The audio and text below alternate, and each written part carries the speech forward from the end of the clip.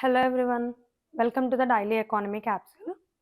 ఈరోజు మనకి న్యూస్‌లో ఒక పథకం ఉంది. అదే ప్రధాన్ మంత్రి సూర్యఘర్ ముఫ్త్ బిజిలీ యోజన అనమాట. సూర్యఘర్ అనే పేరుని బట్టే మీకు అర్థమవుతుంది. సోలార్‌కి సంబంధించిందేదో అని చెప్పి. సో, ఈ టాపిక్ గురించి అసలు దీని యొక్క టార్గెట్స్ ఏంటి? దీనివల్ల జనాలకి లాభాలేంటి? గవర్నమెంట్‌కి లాభాలేంటి? అలాగే దీనిలో ఎదురవుతున్నటువంటి ఛాలెంజెస్ ఏంటి అని మొత్తం అన్నీ కూడా డిస్కస్ చేసుకుందాం. సో, ఈ పథకం కిందేంటంటే కేంద్ర ప్రభుత్వం 75,000 కోట్ల రూపాయలని కేటాయించింది. సో, దీని కింద మరి ఇళ్ళ పైన ఈ సోలార్ ప్యానెల్స్ పెట్టుకోవడానికి ప్రాసెస్ ఏంటి అంటే 2 రకాల మోడల్స్ ఉన్నాయి. ఒకటి రెస్కో మోడల్ అంటాం. అంటే renewable energy services company model అంటామనమాట. ఈ రెస్కో అనేటువంటి కంపెనీ ద్వారా మనకి ఈ ప్యానెల్స్‌ని ఇన్‌స్టాల్ చేయడాలు, దాన్ని మెయింటైన్ చేయడాలు ఇవన్నీ కూడా వాళ్ళే చూసుకుంటారు. ఆ కంపెనీ చూసుకుంటది. మనం జస్ట్ ఇన్‌స్టాల్ చేయించుకుంటే సరిపోతుంది. రెండో పద్ధతి మనకి యుటిలిటీ లెడ్ అసెట్ మోడల్ అంటామనమాట. ఈ పద్ధతి కిందేంటంటే యుటిలిటీ లెడ్ అసెట్ యూఎల్ఏ అంటాం. ఈ పద్ధతి కిందేంటంటే స్టేట్ డిస్కమ్స్ ఉంటాయి కదా! Electrical discoms. సో, మనకి ఏపీడీపీఈసీఎల్ ఇలాంటివన్నమాట. వీటి ద్వారా కూడా ప్యానెల్స్‌ని ఇన్‌స్టాల్ చేస్తారు. ఆ సంస్థలు కూడా ఇన్‌స్టాల్ చేస్తాయి. సో, చేసినప్పుడు ఎక్కడైనా గానీ ప్రాసెస్ ఏంటి అంటే ఎంత ఖర్చవుతుంది అంటే, ఒక కిలోవాట్ కెపాసిటీ ఇన్‌స్టాల్డ్ కెపాసిటీ ఉండేటువంటి ప్యానెల్‌కి రూ. 50,000 ఖర్చవుతుందనమాట.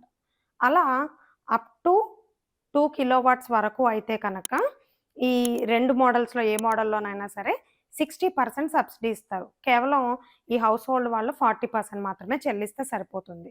అలాగే అప్ టు 2-3 కిలోవాట్స్ ఉంటే కనుక, ఆ మధ్యలో కెపాసిటీ ఉంటే కనుక 40% సబ్సిడీ ఇస్తారు. 60% చెల్లించాల్సి ఉంటుంది. అయితే వీళ్ళు ఏదైతే చెల్లించే ఆ అమౌంట్ ఉందో, ఆ అమౌంట్‌కి బ్యాంక్ లోన్ ఫెసిలిటీ కూడా కల్పిస్తుందనమాట గవర్నమెంట్. ఈ పథకం కింద రిజిస్టర్ అయితే. సో, ఇదొక బెనిఫిట్. అండ్ ఇంకొకటేంటంటే ఇక్కడ విషయం బెనిఫిట్స్ చూసుకున్నట్లయితే కనక, మనం జనరల్‌గా కరెంట్ బిల్లు ఎవరికి కడతాము? ఏపీపీడీసీఎల్‌కి, టీఎస్ఎస్పీడీసీఎల్‌కి వీటికి మనం కరెంట్ బిల్ కడుతూ ఉంటాం కదా! ఎందుకని? ఈ కరెంట్ తయారీ అనేది మన ఇంట్లో జరగట్ల. వాళ్ళు తయారు చేసి, స్టోర్ చేసి, మన ఇంటికి దాన్ని సరఫరా చేస్తున్నారు. కాబట్టి దాన్ని మనం వినియోగించుకుంటున్నందుకు గాను వాళ్ళకి కరెంట్ బిల్ కడతాం. అయితే ఇక్కడ ఈ బిజిలీ యోజనలో కనుక ఇన్‌స్టాల్ చేసుకుంటే ఇంకో ప్రయోజనం ఏంటంటే ఇది డైరెక్ట్‌గా మన ఇంటి పైన ఉన్నటువంటి సోలార్ ప్యానెల్ ఆహ్, గ్రిడ్స్‌కి కనెక్ట్ అయ్యి ఉంటుందనమాట. ఈ సోలార్ గ్రిడ్స్ ఏవైతే ఉన్నాయో వాటికి డైరెక్ట్‌గా కనెక్ట్ అయ్యి ఉంటుంది. సో, మన ఇంటి పైన డైరెక్ట్‌గా డే టైమ్‌లో మొత్తం ఎలక్ట్రిసిటీ మన ఇంటి పైనే తయారవుతుంది. సో, కాబట్టి ఇక్కడ తయారీ అయినటువంటి కరెంట్‌ని మనం ఇంట్లో ఉపయోగించుకుంటూ ఉంటాం. మనం ఉపయోగించుకోగా మన అవసరాలకి ఎక్సెస్ కరెంట్ ఏదైతే ఉందో, ఆ కరెంట్ డైరెక్ట్‌గా గ్రిడ్‌కి ట్రాన్స్‌ఫర్ అయిపోతూ ఉంటుంది ఎప్పటికప్పుడు. మన వినియోగానికి మించి అదనపు కరెంట్. ఇలా ట్రాన్స్‌ఫర్ అయిపోతున్నప్పుడు ఏమవుతుంది, మళ్ళా నైట్ టైము మనకు అవసరం పడుతుందనమాట కరెంట్. ఎందుకంటే అప్పుడు సూర్యుడు ఉండడు కాబట్టి కరెంట్ తయారీ ఉండదు. ఇలా నైట్ టైమ్ గానీ, లేదంటే క్లౌడీ డేస్‌లో గానీ, రెయినీ డేస్‌లో గానీ, ఇలాంటప్పుడు మనకి గ్రిడ్ నుంచి తీసుకోవాల్సిన అవసరం ఉంటుంది. సో, అప్పుడు మళ్ళా తిరిగి మనకి గ్రిడ్ నుంచి వస్తూ ఉంటుంది. అంటే ఇక్కడ 2 వే. ఎక్సెస్ ఉంటేనేమో అటు వెళ్ళిపోతుంది, grid దగ్గరికెళ్ళిపోతుంది.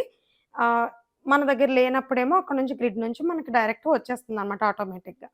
So, నెలాఖరులో current bill calculate చేసేటప్పుడు మన నుంచి గ్రిడ్‌కి ఎంతెళ్ళింది, గ్రిడ్ నుంచి మనకెంతొచ్చింది, మనం వాడుకున్నదంతా కాలిక్యులేట్ చేస్తారు. దీనిలో అప్ టు 300 యూనిట్స్ వరకు కూడా ఎటువంటి కరెంట్ బిల్లు కట్టక్కర్లేదు. 300 యూనిట్స్ పైన ఉన్నటువంటి దానికి మాత్రమే కడతాం. అది కూడా మనం వాడుకున్న దానికంటే కూడా ఎక్సెస్ ఏదైతే ఉందో అది గ్రిడ్‌కి వెళ్ళిందనుకోండి, మన బిల్ అమౌంట్ ఏదైతే ఉందో దానికన్నా ఎక్సెస్ గ్రిడ్‌కి వెళ్ళిపోయిందనుకోండి, మీరు రూపాయి కూడా కరెంట్ బిల్ కట్టక్కర్లా. పైపెచ్చు మీ అకౌంట్‌లోకే గ్రిడ్ ఎంతైతే వాడుకుందో, మీ ఇంటి నుంచి గ్రిడ్‌కి ఎంతైతే వెళ్ళిందో, ఆ అమౌంట్ మీ బ్యాంక్ అకౌంట్‌కి నేరుగా క్రెడిట్ అయిపోతుందనమాట. ఈ సౌలభ్యం గూడా ఉంది.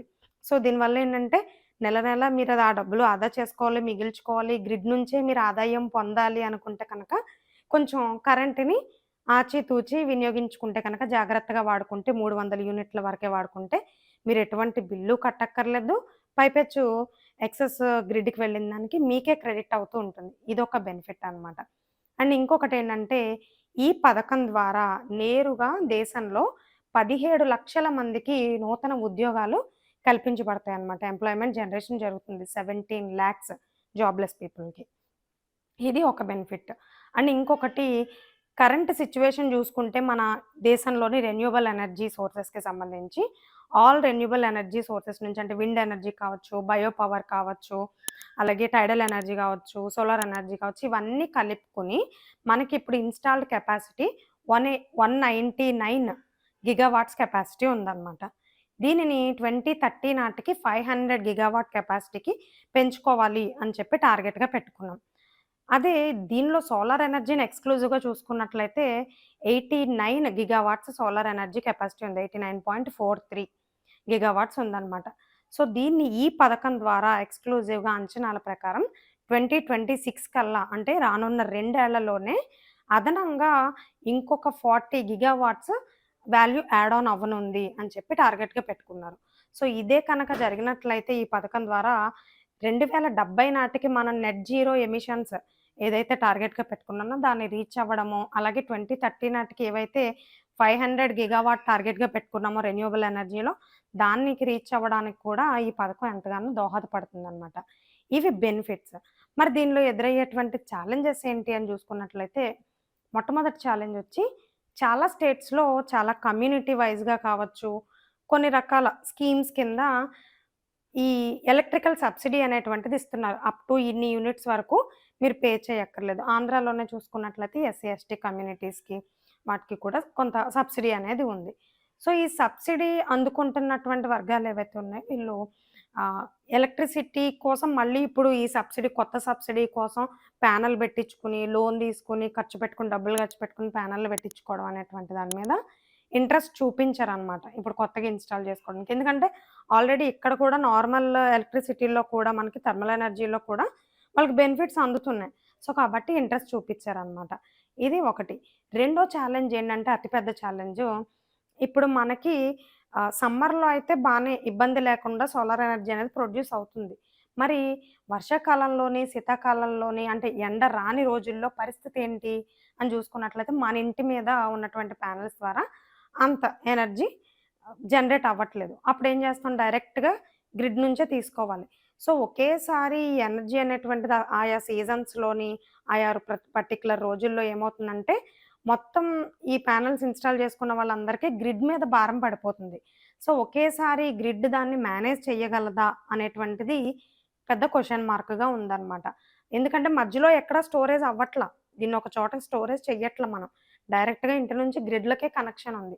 సో, ఈ మేనేజ్‌మెంట్ అనేటువంటిది ఎంతవరకు కరెక్ట్‌గా పనిచేస్తుందనేటువంటిది ఒక పెద్ద క్వెషన్ మార్క్. ఇవి ఛాలెంజెస్. ఈ ఛాలెంజెస్‌ని కనుక సక్రమంగా ఓవర్‌కమ్ చేయగలిగి ప్రజలకు కనుక సోలార్ ఎనర్జీ మీద, రెన్యూవబుల్ ఎనర్జీ మీద, ఆ పర్యావరణ హితమైనటువంటి కార్యక్రమాల మీద అవగాహన కలిగిస్తే కనుక ఖచ్చితంగా మనం అనుకున్నటువంటి టార్గెట్స్‌ని రీచ్ అవ్వచ్చు. తద్వారా ఉన్నటువంటి బెనిఫిట్స్ అన్నిటిని గూడా పొందేందుకు అవకాశం ఉంటుందనమాట.